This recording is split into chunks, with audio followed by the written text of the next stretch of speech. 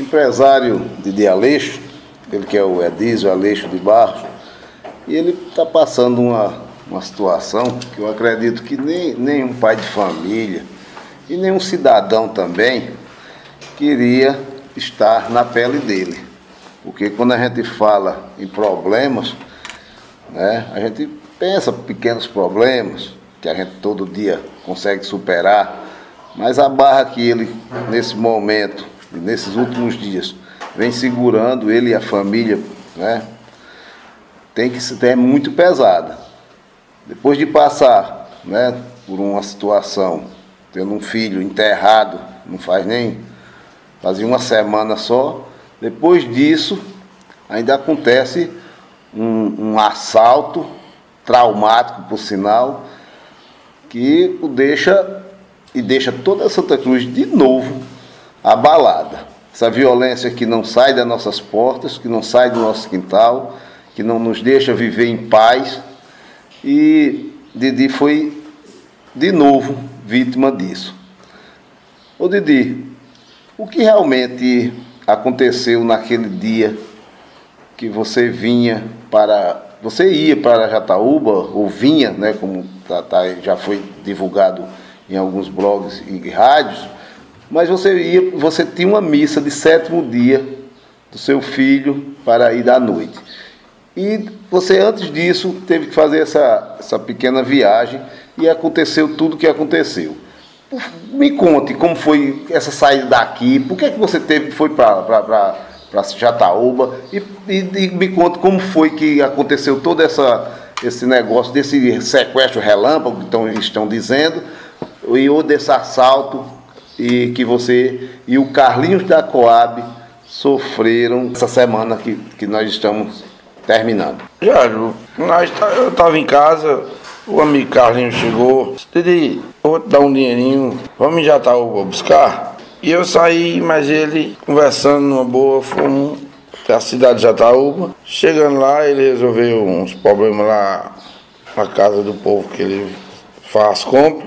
E negócio rápido, aí vinha retornando. Aí paremos num espetinho, que já estava chegando a hora, ia dar 6 horas, já na faixa de 6 horas. Peguemos 2 espetinhos, o Carlinhos pegou 2 espetinhos para nós, 2 para eu, 2 para ele, 2 refrigerantes. Aí eu falei até para ele, eu vou parar ali para urinar, não vou nem comer agora, vai comer no teu. Já quando eu fui encostando o carro, só vi foi quando encostou a caminhoneta com 4 elementos e uma mulher. Passa por banco de trás, baixa a cabeça e dinheiro, e foi aquele terror maior do mundo, e jogaram nós pro banco de trás. Carlinhos ainda foi no banco da frente na hora e puxaram o carro para frente. O cara sem saber dirigir, eu pensava logo que nós ia morrer logo num acidente. O cara nunca tinha pegado um carro automático e pisava no freio sem saber pisava com força. O carro era de tempo de nós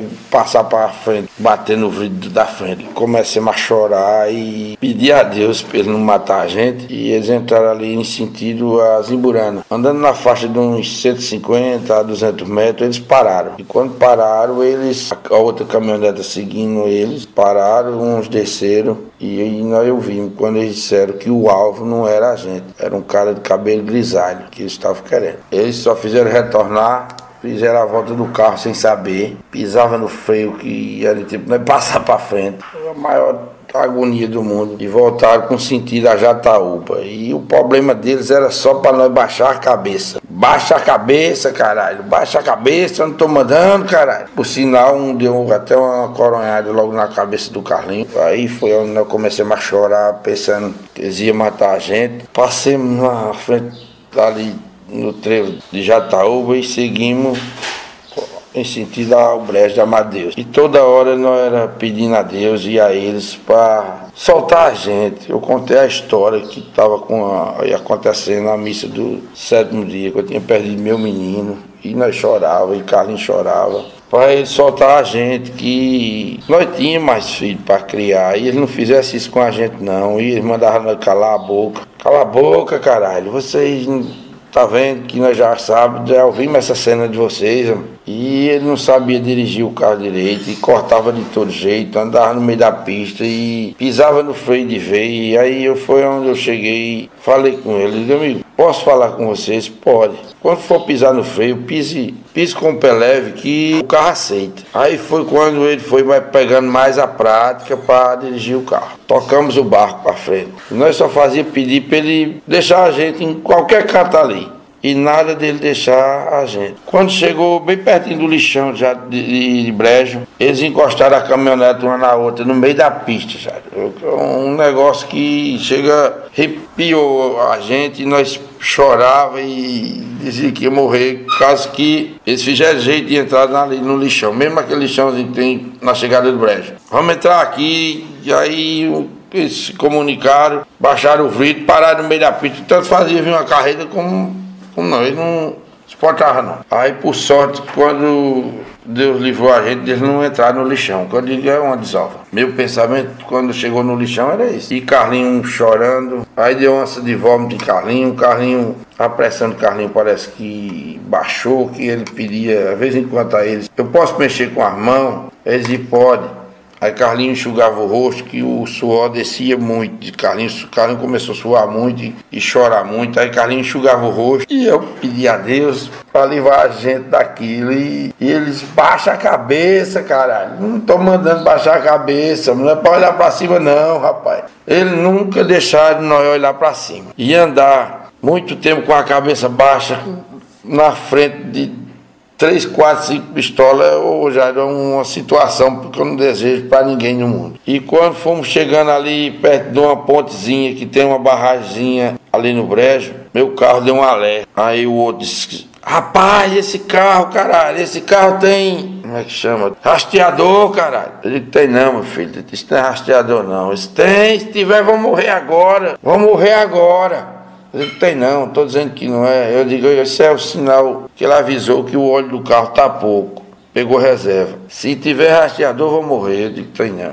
E nós chorava, pedia a Deus que nós tínhamos filhos para criar, pensar na vida, peça a Deus para nunca se pegar com um povo daquele. E quando chegou perto do posto, para abastecer o carro, ele não sabia nem abrir o tanque do carro. Perguntando, como é que faz para abastecer esse carro? Tem que desligar o carro. Eu digo, tem não, amigo. Encosta o carro que o bombeiro sabe o que fazer. Ele só vai apertar o dedo lá e abre e abastece. Não precisa desligar o carro, não. Se tu estiver mentindo, eu digo, tô não, rapaz, eu tô lhe dizendo. Aí ele se comunicava com o telefone ou com rádio, nem sei, com outro carro. Aí um disse, e esse vereador é conhecido, rapaz. Esse vereador, se alguém conhecer o vereador e vir conversar com ele. Aí o outro disse, apoio, puxa o carro pra frente. Aí seguimos em frente, como se fosse para Nova Jerusalém, ali, Barra do Faria, aquela região. Quando chegou bem no meio da serra, ali entre Barra do Farias e Brejo,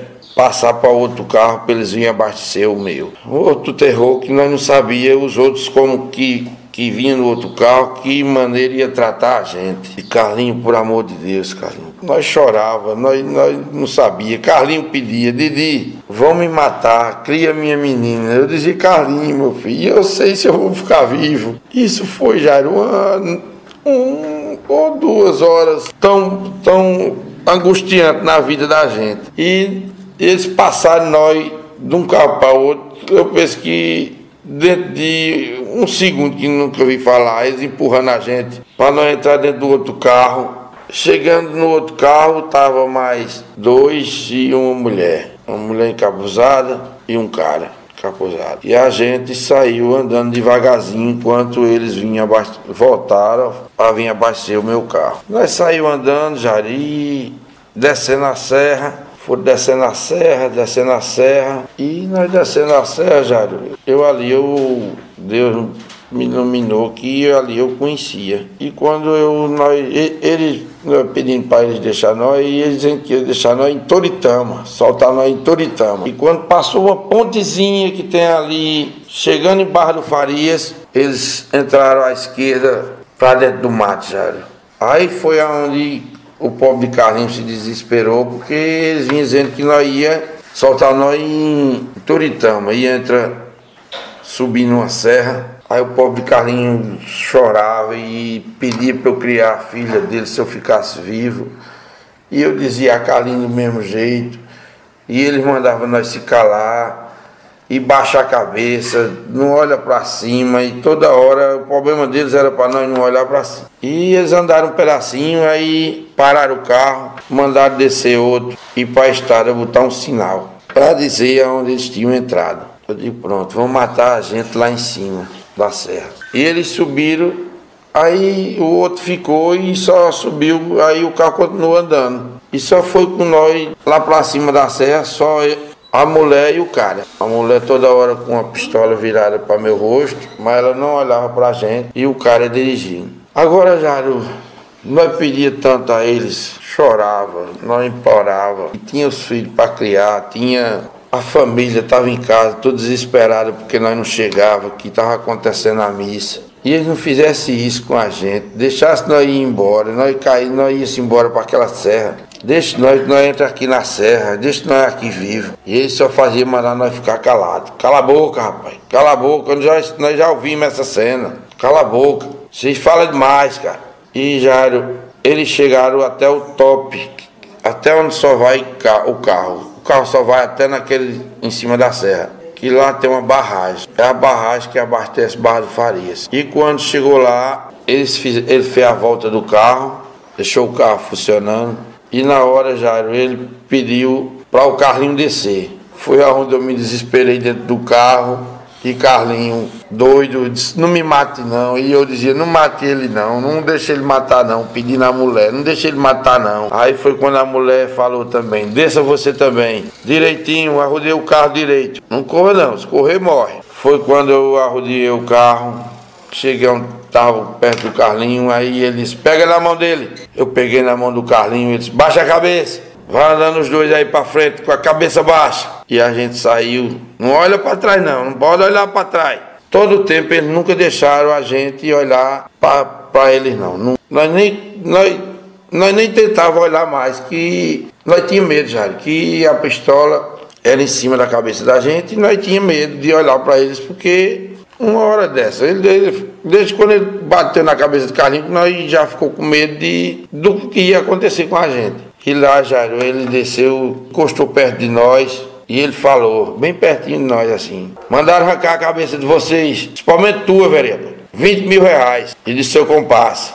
Mas o cara lá foi fraco, o cara lá não estava com o dinheiro pronto. Você estava com o dinheirinho no bolso, valeu mais do que o cara lá. Isso aí bateu no ombro do Carlinho. Se agora tua, eu vou te ligar dizendo quem foi o cara. Senta aí os dois. Pronto, vai dizer como que não, eu vou rir, meu Deus do céu. Eu digo, não mate nós não faça isso não. Eu implorava toda hora, e Carlinho também. Nós temos filhos para criar, não mate nós não. Baixa a cabeça, caralho. Não olha para cima não, caralho. E nessa angústia, ele foi se afastando de nós, de costa, com a pistola virada para nós assim.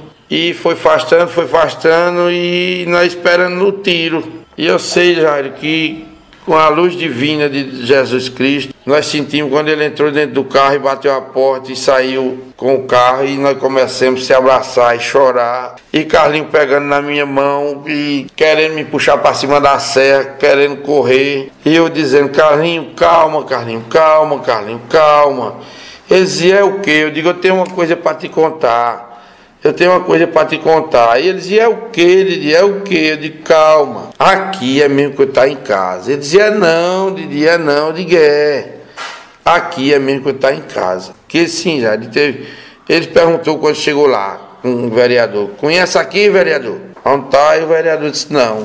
Aí perguntou a mim, eu digo, também não conheço não. Carlinhos não conhecia mesmo, mas graças a meu bom Deus eu sabia muito bem onde eu estava. E quando Carlinhos se desesperou para correr, eu pedindo calma a Carlinhos, e Carlinhos com medo, Carlinhos ficou desesperado. O pobre Carlinhos ficou desesperado. E eu sei que a gente vinha, aí eu digo, vamos descer a serra, Carlinhos. Carlinhos, não, vamos para ali, vamos subir. Eu digo, não, Carlinhos, tem calma, que eu sei onde eu estou. Ele disse, sabe não? Eu digo, sei. Pega na minha mão, que estava muito escuro, que estava bonito para chover, que lá, depois do acontecido, deu uma chuvadinha. Mas estava enovoado, eu só de sandália havaiana, short, Carlinhos estava com calça comprida, Carlinhos querendo entrar dentro do mato. Eu disse, Carlinhos, eles foram embora agora, E eles prometeram a nós, fica aí que eu vou mandar um carro, daqui 1 hora eu vim buscar vocês. Um carro pequeno, vai vir um comparsa buscar vocês, vai deixar vocês em Toritama. Não saia daí não. Eu digo, tá certo, amigo. Manda que nós estamos aqui no canto perdido, ninguém sabe onde tá não.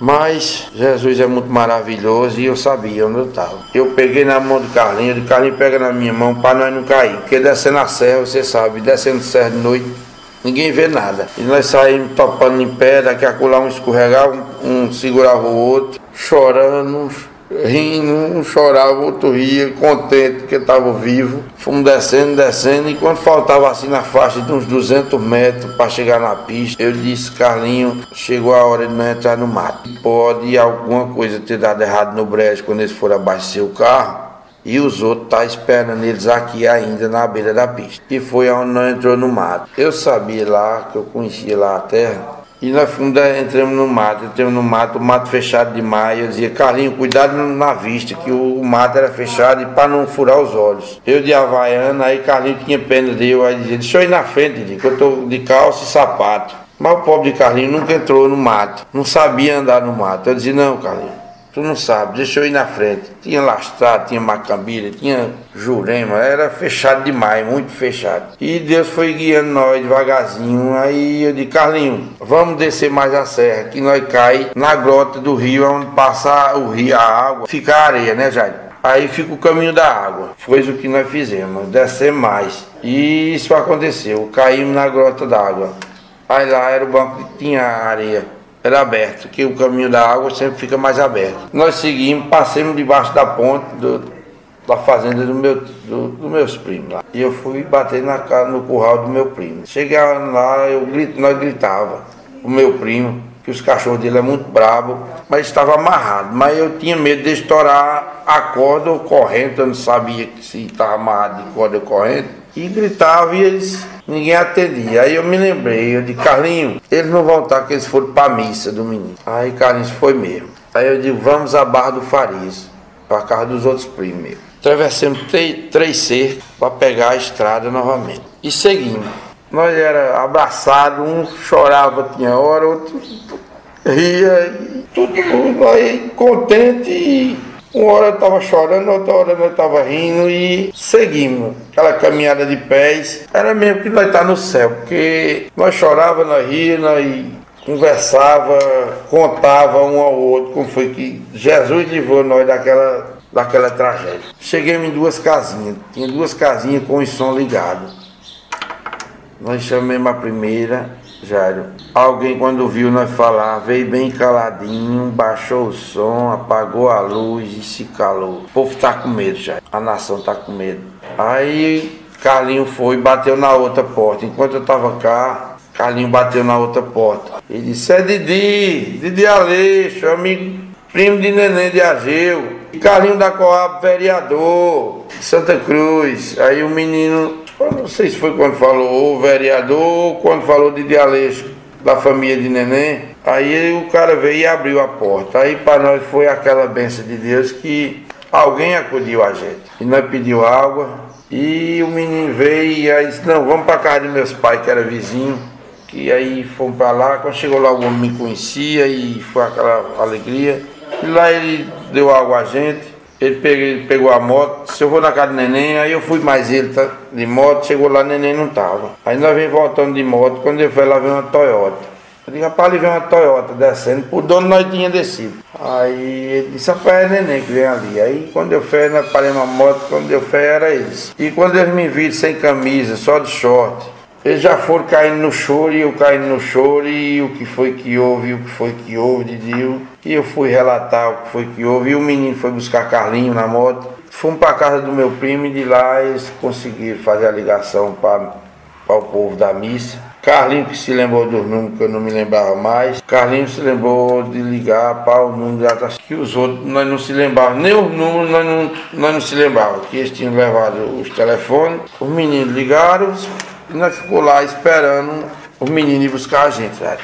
Ô Didi, aí você já chega num canto que já pelo menos melhor, né? Porque quando você se encontra com os seus primos, né? Aí a coisa mudou totalmente de figura.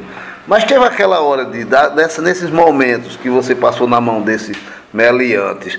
Qual foi aquela hora que você disse, rapaz, tá tudo perdido mesmo? Que você via assim que não tinha jeito. Porque eu sei que a pessoa tem aquela sensação que pode escapar, que pode correr, mas vocês não tinham jeito de nada, vocês se viram mesmo muito acuados. Não, Jairo, foi assim. O problema, a sorte minha de Carlinho, que a gente pensou, foi quando nós ouvimos, quando ele disse que o alvo não era a gente, que estava atrás do cara, do coroa, o coroa de cabelo grisalho. Isso aí ficou na minha cabeça. Agora lá na frente, quando eles pegaram os documentos de nós, perguntaram o que nós fazíamos, aí Carlinho disse que era vereador, aí um deles disse, você é político ganha muito dinheiro. Aí foi onde eu falei, ganha nada, esse coitado ganha 6 mil reais de vereador, não dá para dar de comer nem aos filhos, nem ao povo que pede. Por isso que ele estava com esse dinheirinho que ele tinha vindo aqui, tinha me chamado para vir aqui mais ele, para comprar uma mercadoriazinha que ele vende mercadoria no Recife, para poder completar o ganha-pão dele. Foi aí onde eles passaram a fazer a ameaça, quando viram que Carlinho era vereador, que eles disseram que tinha alguém que tinha raiva do vereador. Você acha que isso foi para intimidar mais, ou eles tinham, deu para perceber que eles conheceram, ou foi só intuição mesmo deles? Não, eu acho que foi assim, passou na minha cabeça que a intuição, que aquilo eles disseram, porque Carlinhos disse, rapaz, na cidade tem 100 mil habitantes, eu não sei se alguém tem raiva dele, como é que eu vou saber? Carlinhos disse, o povo lá, eu sou muito querido, o povo não tem raiva de mim, até hoje ninguém nunca fez nada comigo. Como é que eu vou saber quem é que tem raiva de mim? E eles insistiam, alguém tem raiva de você lá? Aí Carlinhos dizia, tem não. Mas alguém deu 20 mil reais para arrancar a cabeça de vocês. Aí foi onde ficou mais desesperado, foi quando eles disseram isso. Mas na mesma hora aí ele dizia, agora o cara foi covarde com a gente. O cara, nós fomos pegar o dinheiro, o cara não tinha o dinheiro. E vocês tinham dinheirinho. Tá entendendo, já? Aí eu via que eles caíam em tradição, ele não era isso, o alvo não era a gente. O alvo era o coroa, que eles queriam o coroa de cabelo grisalho. Poderiam estar fazendo essa pressão psicológica para ver se você tinha algum... E para nós não olhar para eles, já. O problema deles era para a gente não olhar para eles. Era para manter nós de cabeça baixa. A gente vê que você tem mais um pouco de idade, poderia ter um controle maior. E Carlinho, como é que ficou nessa situação? O pobre de Carlinho, Jairo, ficou arrasado. Ele deu logo uma queda de pressão nele, que ele ficou no banco da frente, e um do meu lado e outro do outro lado, no banco traseiro.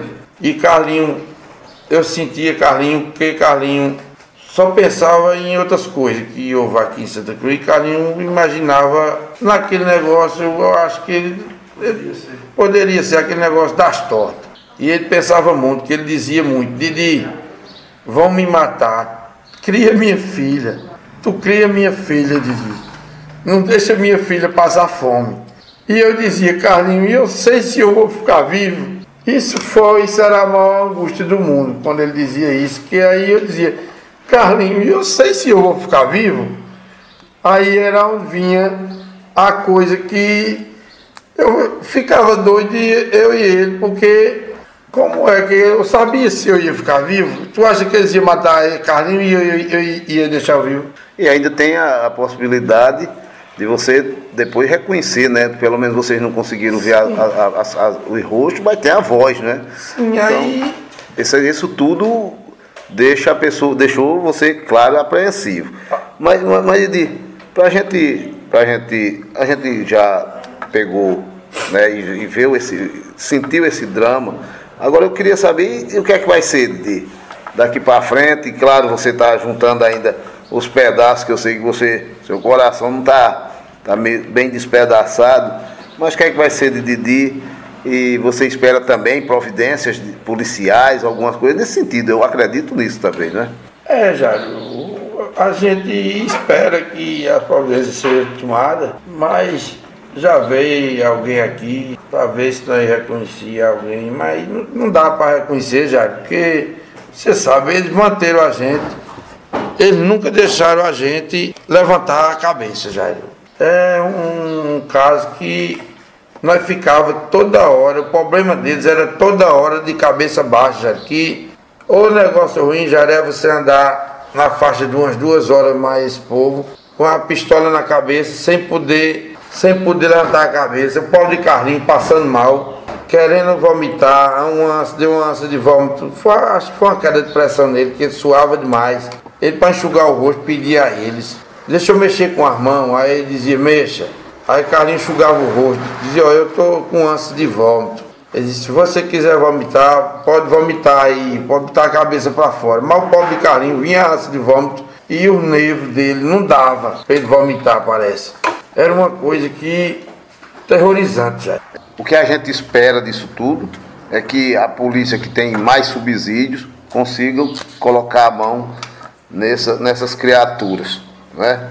E você vai agora, né? Eu sei que como eu falei antes, você está juntando os cacos ainda, psicologicamente e tudo mais, mas você sabe que nós somos amigos e não é de hoje, e eu espero sim que a sua família se recupere desses baques. O baque maior que eu acho não foi esse material que levaram seu carro e alguns pertences, mas o baque maior e é insubstituível foi seu filho ter partido. Então, Didi, eu faço voto, sim. E você pode contar com a gente, porque nós, né, nessas horas é que a gente sabe quem são os verdadeiros amigos. Pois é, Jairo, a gente fica agradecido a você, a turma todinha, os amigos. Foram à missa que eu não pude ir, mas o Carlinho estava numa angústia muito grande. Passei um momento que só Jesus do céu sabe o que a gente passou, já que eu não desejo a ninguém. E o que aconteceu com a gente, só Deus do céu sabe, Jairo. E a gente ficou na mão daqueles caras e pedir a Deus que não deixasse para nós morrer, matar a gente, que nós tínhamos os outros filhos da gente para criar, Jairo. E Papai do Céu orientou eles para eles deixar a gente vivo. E hoje nós estamos aqui para contar a história e graças a Deus eu mesmo não vi ninguém, e eu sei que o Carlinho também, eu acho que não viu ninguém, que ele deram logo uma coronhada na cabeça do Carlinho, na entrada logo. E o Carlinho, eu acho que o Carlinho está mais arrasado do que eu, porque o Carlinho deu uma queda de pressão nele, e depois eu sentei e já conversei com o Carlinho que a coisa que aconteceu não teve nada a ver com o negócio de torta, não teve nada a ver com isso não.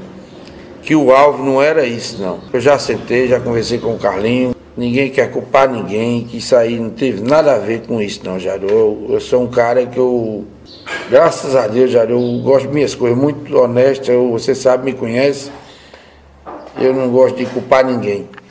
E isso aí não teve nada a ver com isso. Eles estavam esperando uma pessoa e eles mesmos, lá eles comentavam mesmo que nós demos azar, que nós estávamos no lugar errado. Pegaram a pessoa errada, que foi a gente. Então nós vimos esse relato dramático aqui do Edísio Aleixo, mais conhecido como Didi Aleixo. Então, muito obrigado, Didi, e a gente torce que isso ainda, né, tenha um final melhor do que até agora está posto.